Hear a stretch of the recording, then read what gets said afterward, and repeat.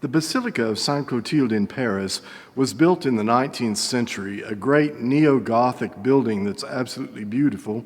The very first organist was César Franck. He was a titulaire, which means title holder, and so he was succeeded eventually by Charles Tournemire, and then Jean Langlais, and today the position is held by Olivier PENIN, who's a brilliant musician.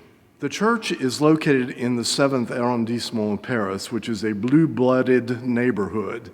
You would find the likes of the Arnaud family there, and let's see, Yves Saint-Laurent lived there at one point, and even Karl Lagerfeld had a palais over on Rue de l'Université. When I lived in Paris between 1999 and 2005, I had a small apartment about 2 blocks away from Sainte Clotilde. And as luck would have it, the closest supermarket was right beside the church.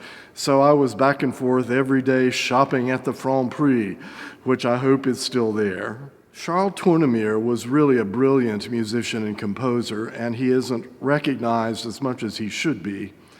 Maurice Duruflé served as his assistant, and Duruflé described him as a mercurial personality that was like being in the presence of a volcano ready to explode.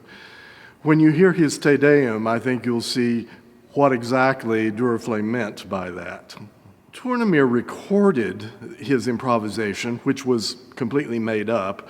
French musicians are brilliant at doing this, and especially Tournemire, who based many of his compositions on, or his improvisations on Gregorian chant. He made this recording for an experimental record label in the 1930s. The recording is still available. You can find it out on the internet. And some years later, in the 1950s, Duruflé sat down, took the recording, and transcribed it for organ. In other words, he listened to it and very painstakingly wrote out this improvisation and put it to print.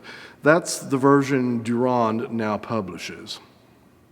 So I'm going to play the Te Deum for you today here in the Emory and Henry Memorial Chapel, where you have a beautiful organ and the acoustics to make this piece come alive.